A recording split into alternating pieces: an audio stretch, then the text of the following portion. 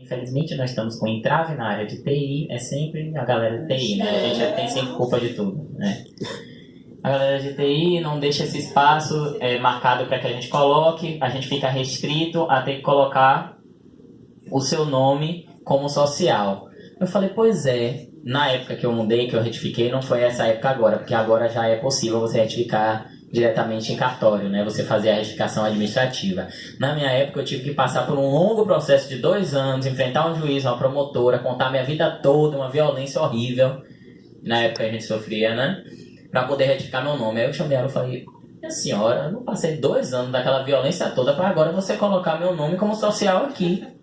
Não, você vai colocar o meu nome certo. E aí tive essa briga, me pediram desculpa, porque também, querendo ou não, era um hospital elitizado, porque muitas vezes quando é o SUS, né, a gente tem essa dificuldade ainda de mostrar pro povo que a gente paga também o SUS, a galera acha que é bagunça, provavelmente iria virar pra mim e falar assim, não podemos fazer nada, o problema é com eles lá, te vira. Mas como era um hospital um pouco mais elitizado, eu ainda tive, né, como abrir essa ponte de diálogo. E aí prometeram a mim, né, que fariam essa mudança. Ainda bem que eu não precisei voltar lá por questão de saúde, pelo menos, mas ainda vou voltar para tensionar e ver se realmente eles mudaram. Mas é um exemplo dessa confusão de políticas. Coloca o nosso nome social quando retificamos, né? Não tem social, já é retificado. E eu nem coloquei aqui a política ideal, porque, de fato, eu ainda não vivenciei isso, então eu preferi só comentar mesmo. Né? Mas existe uma política ideal aí de nome social. O problema é que no Brasil ela ainda não foi entendida, não foi assimilada essa política. Pelo menos eu não conheço uma instituição, até a UFBA, que ela se pareceu em um momento, né, boa o suficiente na política do nome social. Chegou um dia que eu tive que passar por um setor que não tinha. Eu falei, poxa, estava quase lá, 90% perdeu. Tá na política incompleta. E é isso. Aí eu trouxe aqui uma reflexão, né? Sempre que uma instituição ela determina normas de gênero para que os sujeitos acessem os seus departamentos, se essa norma for cisnormativa, há violência institucional. Se a norma foi pautada em corpus cis, há violência institucional. Exemplo básico. Mulheres pagam tanto, homens pagam tanto. Lógica cisgênera. A mulher que ele está falando é uma mulher cis. É uma violência institucional. Né? Porque se Iuna chegar lá, Iuna pode ter problemas para entrar. E aí sabe como a gente evidencia a transfobia? Por exemplo, Iuna foi retificar e aí ela precisou tirar alguns documentos. Foi até o cartório, né, tirar esses documentos. Chegou lá no cartório, o rapaz falou que ela não podia entrar, porque o traje dela não estava adequado na visão dele para entrar. Sendo que, se ele fosse pela regra cisgênera, ela poderia entrar. E aí, ela falou comigo, né, poxa, ele não tá querendo deixar entrar, por isso e isso. Tá pedindo que eu... como tá no meu documento, que ele perguntou. É porque é como tá no documento. E como tá no seu documento? Só que ele não pediu o documento para nenhuma mulher cis que passou. Né? Foi só para ela. É só o documento dela que é importante. Porque só os corpos trans que a gente tem que vigiar, né? São os corpos sempre ligados à fraude. E aí, ele falou que ela só poderia entrar depois que retificasse o documento, sendo que ela estava indo lá buscar um documento para retificar. Genial, não é mesmo? E aí, na hora eu falei pra ela, Iuna, eu vou aí agora. Eu vou aí, porque assim, se você não pode entrar assim, eu vou ter que mostrar pra ele que a transfobia tá nele. Porque se eu chegasse lá, eu poderia entrar. Só que ele não ia me deixar entrar. Porque na visão dele, ele me via já enquanto homem cis. Então é aí que a gente mostra, né, que a transfobia tá na pessoa, não é regra, é simplesmente aquela junção. Ele pegou os preconceitos dele, os juízos de valores dele, colocou naquela norma que existe, porque a norma ela existe, mas o seu juízo de valor vai interferir nela. Se ele tem um juízo de valor que ele considera os corpos de mulheres trans, ele vai entender que aquelas mulheres trans estão dentro da norma e vão passar. Então essa ligação é mais ou menos. E é isso. Tá bem, ó. Muito tempo. Vamos abrir agora o bloco para as perguntas. Alguém tem alguma pergunta a fazer? Algum comentário para falar sobre a mesa? Bom dia a todas, a todas as pessoas que não se identificam com o sistema binário de gênero. Meu nome é Caio, eu estou no segundo semestre, sou quase um calouro. Até eu já te conheço, já imaginarei que seria brilhante, de fato foi, a mesa foi riquíssima.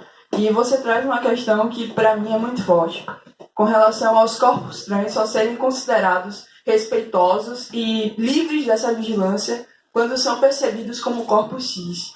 E aí eu sempre trago esse questionamento, inclusive estava conversando com o Rafa esses dias, quando que vão aceitar os nossos corpos trans enquanto corpos trans? Porque, por exemplo, eu tenho 5% de passabilidade e eu detesto usar esse termo. Eu quero ser respeitado enquanto Caio, não porque você vê uma barba no meu rosto ou porque minha voz é grossa o suficiente para te convencer, mas porque eu sou Caio acima de tudo, entende? E socialmente a gente só é respeitado enquanto pessoa trans quando duvidam da nossa transgeneridade. A gente só é respeitado enquanto pessoa trans quando a gente não é uma pessoa trans.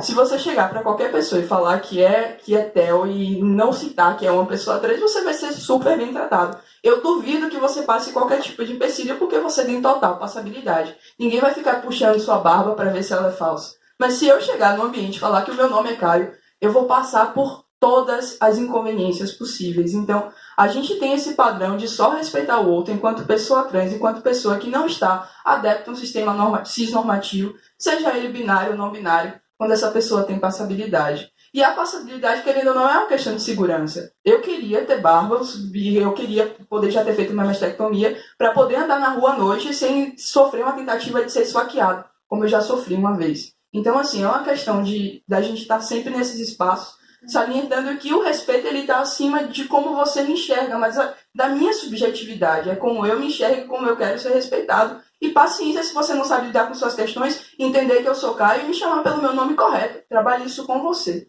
Eu estou muito bem trabalhado. Então, eu acho importante quando você traz isso para ver se as pessoas conseguem compreender que, sabe, que se dane o padrão cisnormativo que elas têm, o meu corpo é meu, e quem tem que dizer se eu sou eu ou não, sou eu, Caio. Isso ficou um pouco redundante, mas enfim, eu estou nervoso porque é uma questão que mexe comigo direto.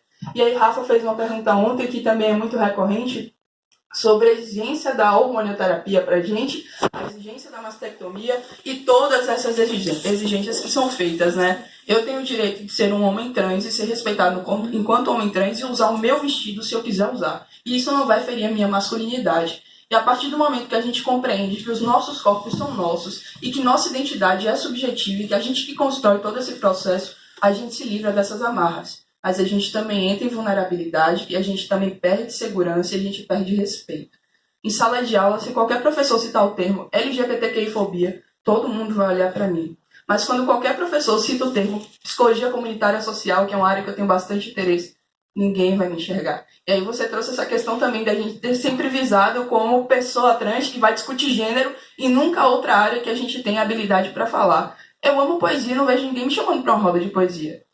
Ninguém me chama para ficar recitando por aí. Mas se tiver uma mesa de gênero e eu faltar, eu sou rechaçado. Parece que eu estou negando todas as minhas identidades. Recentemente, eu ia me inscrever para fazer parte de uma liga de gênero e, de última mão, resolvi não fazer mais e fazer parte da liga de saúde mental, porque é um tema que me interessa.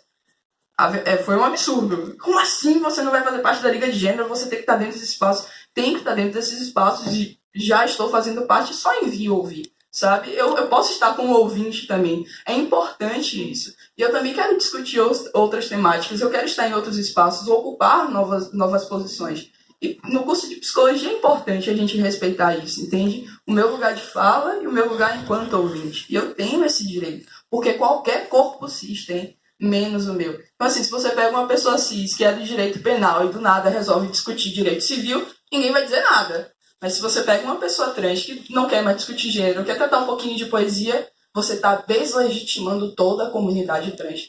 E não é bem por aí, né? Onde é que fica a nossa liberdade? A gente é cerceado o tempo inteiro, entende? Eu acho importante quando você traz isso.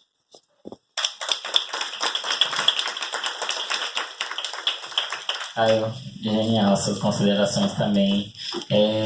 Só fazendo um comentário assim do que você disse. Essa questão mesmo de você parar e refletir, né? Em que lugar que as pessoas nos colocam. Porque até quando a gente vai precisar utilizar da passabilidade, né? Que eu também não gosto do termo. Como estratégia de sobrevivência, não é? Porque se você se coloca enquanto uma pessoa trans, aquilo ali não deveria ser um pressuposto para violência, né? É como Iuna passou uma situação também uma vez no trabalho que a moça confundiu o gênero dela, né? Confundiu, né? O gênero dela. E aí ela reclamou com a moça. Desculpa, é porque também do jeito que você é, praticamente, né? Desse jeito que você é, a gente acaba confundindo. Aí Iuna virou pra ela e falou: isso deveria confundir você, mas para você saber que eu sou trans, porque a minha aparência só lhe diz que eu sou trans. Entendeu? Então eu achei isso uma reflexão assim muito pertinente. Você vai olhar para uma pessoa, por exemplo, alguém que sabe que você é trans, ela pode até vir uma confusão na mente dela, mas que você é trans, ela não vai olhar para você e tem um pressuposto que você, por exemplo, é uma mulher cisgênera, sabe? A sua expressão vai dizer isso para ela, porque a partir do momento que você fala uma vez, né, aquela pessoa, ela só vai saber que você é trans, nada. O resto de confusão é conversa. Então, assim, é tensionar mesmo, é você parar para pensar e mostrar a transfobia na pessoa, né? Porque, querendo ou não, a gente pegou um momento onde os tensionamentos estão bem acirrados, né? A nossa geração, principalmente, que está tendo que cada vez mais cedo falar, porque hoje em dia não é mais uma opção para a gente viver e não militar, porque você sofre, né? Você sofre isso todos os dias. Se você não falar, por exemplo, quando você retificar, como eu passei no SUS e tive que brigar com ela, porque a primeira informação que ela me deu foi que o problema era na Receita Federal, sendo que eu apresentei para ela o CPF trocado. Ou seja, era para ali, eu não tenho que militar, não tenho que fazer nada. Eu apresentei trocado, troque, minha filha. Tipo, troque. Uhum. Só que não. Ela não trocou e disse que o problema era na Receita. Aí você já começa todo resgata aquele seu antecedente, né, militante, fala, não. Aí senta aqui. Você tem que estar todo momento se colocando no lugar de ativista, de falar, porque senão você não sobrevive, né? E isso é cruel com nós que somos pessoas trans. A gente não tem essa possibilidade de viver, né, sem ter que estar militando o tempo todo. Então é bem esse compartilhamento que a gente tem, né? A gente, enquanto pessoa trans, a gente se entende. A gente fala da nossa violência espelhando a violência do outro, né? Oi, Theo Breno, tudo bem? Como é que você tá? E aí? Fique à vontade aí, né? Então, você vem de uma época onde os processos, não somente de retificação, mas de transição de modo geral, eram muito mais complicados. Não que hoje não seja, mas que antigamente essas dificuldades eram mais expressivas. Por exemplo, como você já citou aí, no seu processo de retificação do registro civil, você teve que basicamente enfrentar uma série de profissionais dessa dura área que é a jurídica. Eu falo com conhecimento de causa, que eu posso criticar a área que eu estou atuando como quem vem de dentro. E você teve que provar para esses profissionais que você é você. Eu queria que você comentasse um pouco sobre essas angústias, como que você se via diante dessa situação, para que a gente possa refletir quem produz verdade sobre o sujeito trans, né? Se não é o próprio sujeito trans, que profissional é esse que está habilitado para isso? A psicologia vem se mostrando bem inovadora nesse sentido. Eu acredito que boa parte dos psicólogos já tem consciência de que eles não, nos seus laudos, eles não determinam quem é trans e quem não é. Eles só possibilitam que o sistema, que exige ainda que um expert dê um aval, eles possibilitam que isso seja acessado pelas pessoas trans, o que infelizmente ainda precisamos de um laudo, né?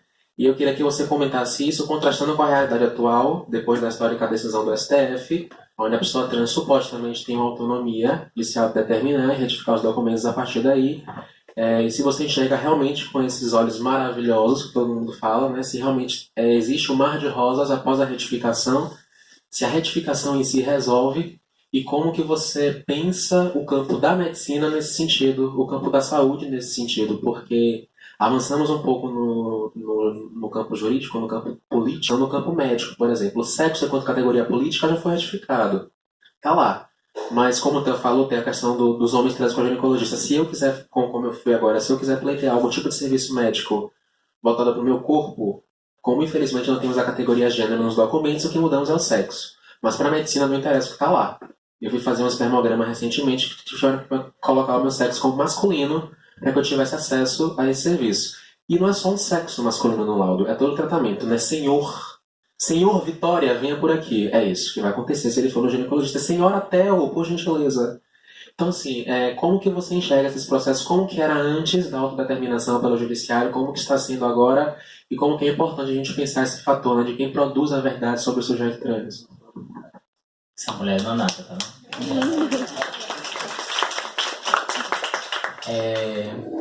Como eu disse, né, na época que eu fui fazer a retificação, foi uma época não tão distante da realidade atual, onde as pessoas trans, elas só conseguiam pleitear a retificação se tivessem feito cirurgias, certo? Você precisava provar para um juiz, né, que grande maioria das vezes, e principalmente essa, né, que foi a juíza que julgou o meu caso, eram transfóbicos, né? Eram pessoas assim que realmente você precisaria dar 1000 provas da sua realidade, e onde um processo simples, né, de retificação exigia a presença de um promotor de acusação na sala, que era a moça, né, que foi lá, a promotora que foi lá no meu caso, onde não havia necessidade, né? Você deveria ter uma simples reunião com o juiz, né, e falar, mas não.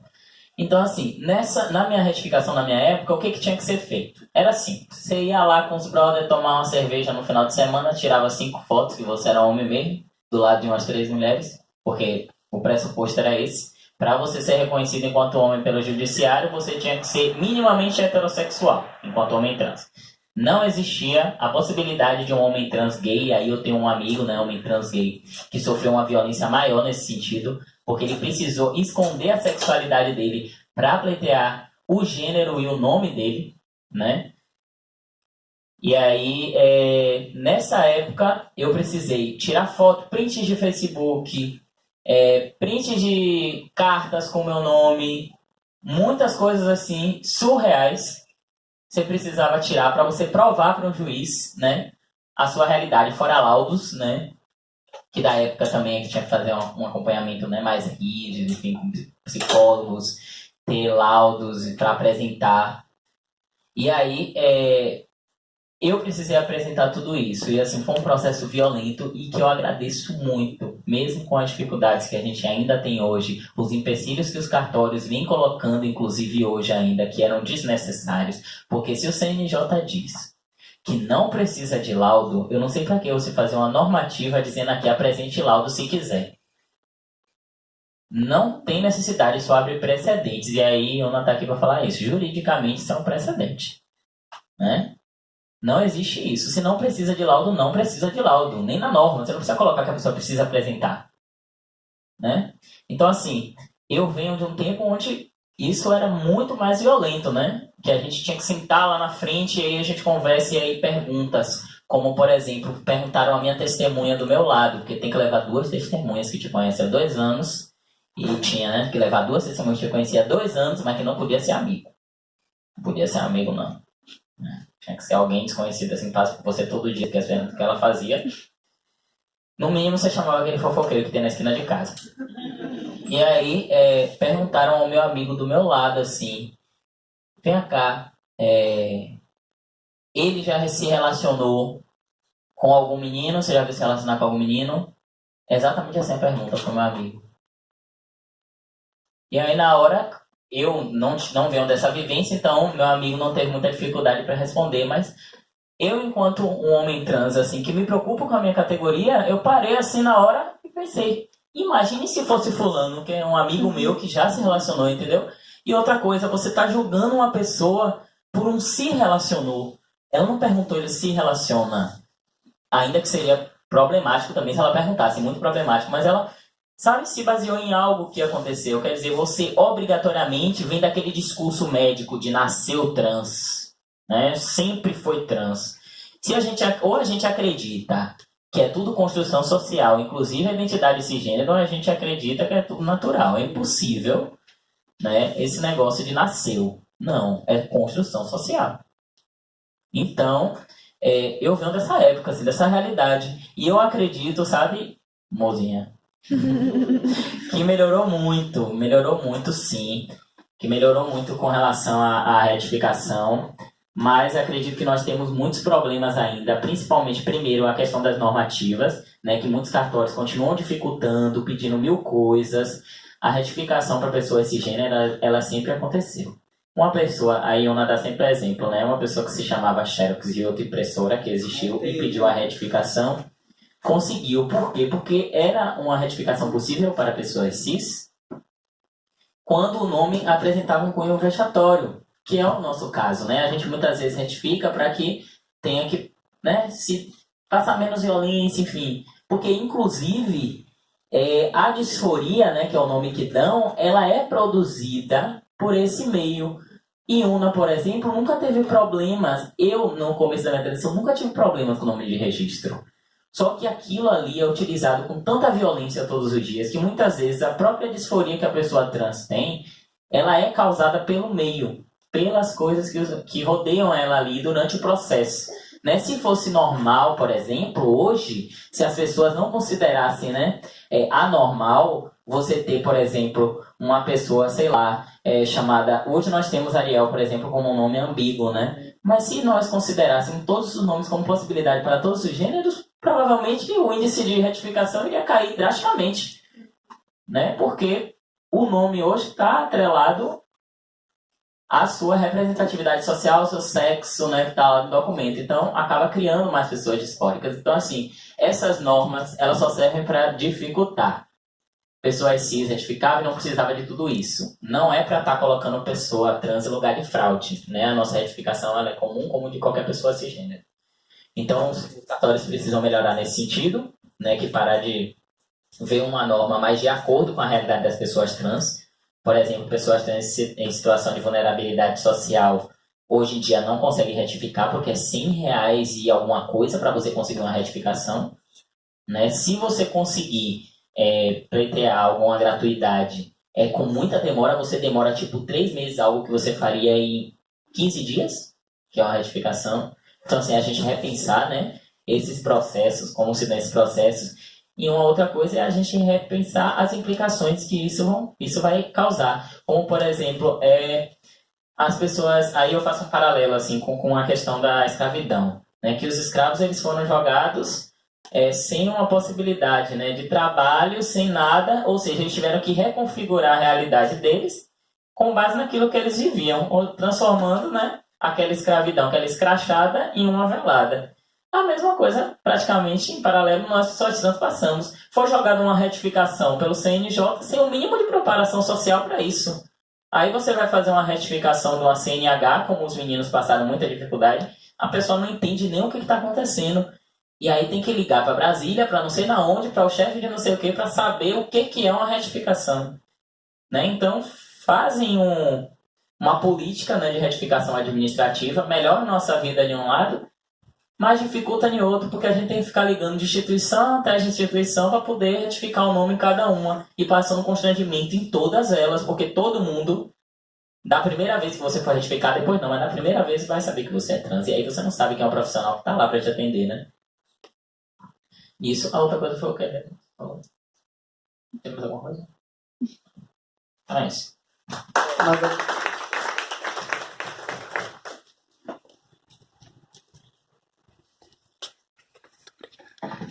Bom, eu acredito que isso seja até uma falta de preparo e informação dos órgãos, né, que trabalham em cima desse sentido.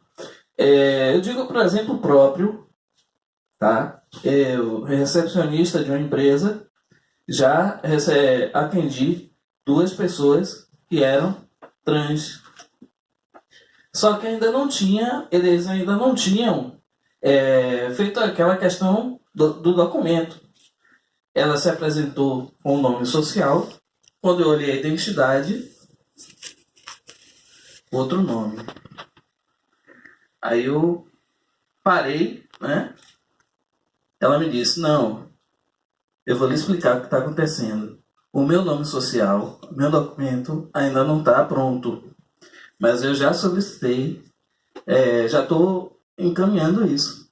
Mas aquela coisa, foi a primeira vez que tinha acontecido comigo e realmente eu não estava preparado para aquilo, né? Não estava preparado para atender uma pessoa. É a mesma coisa quando chega um americano aqui, algum que fala uma língua diferente, e eu não sei, não tenho conhecimento daquela linguagem, e atender aquela pessoa. Para mim, foi um choque cultural muito grande. Hoje não acontece mais, entendeu? Porque sei que existem todos esses processos, estou estudando para isso, nesse sentido, até mesmo para você dar um atendimento de qualidade. Isso nenhuma empresa ensina não, gente. Eu digo a vocês, nenhuma empresa ensina. É a questão do bom senso, é a questão da sensibilidade, é a questão da gente como psicólogo, naquele momento do atendimento, é de saber de que forma você se direcionar à pessoa. E para mim foi um choque cultural muito grande. O primeiro foi punk, mas no segundo eu já soube como me direcionar, como atender. E agora nas eleições, mais ainda, porque vai ter muitos casos assim, e eu vou estar na mesa, vou ser mesário, então eu tenho que estar pronto, preparado, para poder atender esses eleitores, né? Então, se a gente não busca o conhecimento, a gente acaba ficando para trás. E as instituições não preparam a gente para isso. Somos nós que temos que buscar.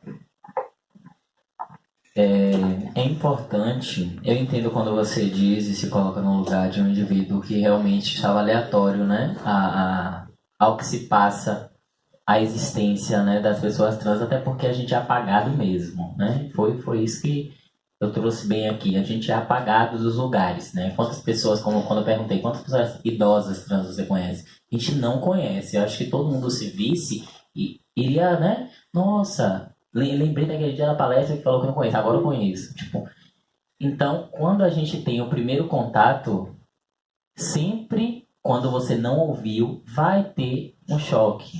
Só que o que acontece? A gente tem que ver aí duas coisas. A primeira é que é o que você diz, a gente precisa ter a sensibilidade. Porque não é porque eu não conheço, não é porque eu não vivencio que eu preciso destratar alguém, que eu preciso, sabe, não entender a demanda da pessoa. Né? Pode chegar uma pessoa que eu não conheço aqui e falar, não, você segura isso pra mim? Eu não vou entender nada. Não vou entender nada. Como já aconteceu em ônibus, eu vou segurar, eu vou falar assim, e o que isso vai te ajudar? Como é que isso pode te ajudar? Tá entendendo? É você ter a sensibilidade, você falar, não, como é que eu posso ajudar ainda assim, ainda desconhecendo a sua realidade? Né? Se colocar no lugar do outro, né? Ter alteridade. Então, eu penso, né, essa primeira coisa eu acho que é a mais importante, inclusive, de todas. É aquela de você não conhecer, mas ainda assim você se colocar no lugar do outro. E a segunda instituição nenhuma mesmo vai se preocupar. A gente, enquanto sujeitos que está ali, que precisa tensionar. Por isso que eu falei, as instituições são transfóbicas. Vocês estão preparados? Ou vocês vão ficar aí sentados esperando chegar uma pessoa trans e sofrer tudo isso para poder intervir, sabe? Eu trabalhando como TI, eu já passei muito por isso. E me atrevo a dizer que eu, sei lá, cheguei a tensionar coisas assim que nem cabiam no meu espaço, sabe? Nem era a minha realidade. Mas assim, já aconteceu de eu chegar num espaço, por exemplo, eu trabalho com programação e eu precisar programar um sistema e ter lá nome, sobrenome, todo o cadastro, né? E aí eu virei pro meu colega e falei, aqui você não tem nome social, não? Não tinha nada a ver comigo, não era eu que ia fazer o cadastro, eu não ia usar aquele sistema, sabe? Mas eu perguntei a ele, você não trabalha com isso? Ele, o que é isso? Eu, rapaz, é porque existem pessoas trans. Aí eu perguntei pra ele, né? Isso faz tempo, uns 2 anos atrás, né? Porque existem pessoas trans que vão chegar realmente com um nome diferente no RG e tal. E aí seria interessante que a gente colocasse um campo de nome social, que daí, caso essa pessoa fosse trans, o nome de publicidade iria ficar no nome social. Caso a pessoa fosse cis, a gente simplesmente espelhava o nome que colocou no registro, espelhava no nome social e colocava no sistema. Então já aconteceu diversas vezes de eu, enquanto sujeito, estar ali e tensionar aquele espaço e falar, vocês precisam falar sobre isso. Tipo, se você está em 1 ano na instituição, você nunca viu acontecer uma roda de debate sobre pessoas trans, você vai esperar acontecer ou você vai chegar e propor a secretaria? Tá entendendo? Vocês não falaram disso. Por que não fala disso? Não fala sobre isso? Não explica sobre isso? Então a gente pode estar o tempo todo tensionando, né? uma vez assim, você não viu acontecer, vamos falar sobre isso, né? Vamos mencionar. É importante, mesmo que aquilo não se trate da sua vivência específica, mas aquilo vai estar preparando um outro profissional para que, inclusive, não precise se virar nos 30, né? E ter aquele choque de primeira, porque ele já vai estar sabendo. Então, assim, é possível que a gente construa. A gente sabe que, na realidade, o que acontece hoje, e justamente por eu ter dito, né? Pelo aquilo que eu disse, que a gente está passando pelo momento da construção disso, né? Nós estamos construindo isso juntos agora. É o momento da construção, então vai acontecer de muitas instituições não terem trabalhado isso. E vai acontecer pior, de instituição dizer que trabalha e não trabalha, como é o caso do trabalho do emprego que Iona ia, né? A instituição que Iona ia, que se pintava enquanto uma pessoa inclusiva, da diversidade, que acolhe LGBT. De fato é um espaço até mais acolhedor do que os outros, mas ainda assim não trabalha com isso. E muitas vezes a gente tem resistência de criticar esses espaços, principalmente nós, pessoas trans, e aí é isso que eu chamava muita atenção naquele grupo, cara, como eu estava falando contigo, que a própria galera trans tem problema quando você critica um lugar que é mais aceitável. Tipo, tem um lugar, um ambulatório, por exemplo, que a gente vai, que é o ambulatório transexualizador. Por ser um lugar mais voltado para essas causas, é um lugar mais sensível, vai ser um lugar que vai receber a gente com mais tranquilidade, né? Você não vai precisar estar explicando que é nome social, por exemplo. Se eu vou chegar lá, eu vou dizer que eu me chamo Té, vou dar uma RG de qualquer nome. Eles vão entender o que eu estou dizendo. Eu não vou precisar, né, explicar, por exemplo, porque aquela instituição, ela está preparada. Aí, o que acontece? Pessoas trans que muitas vezes nós pedimos o básico, né? O essencial.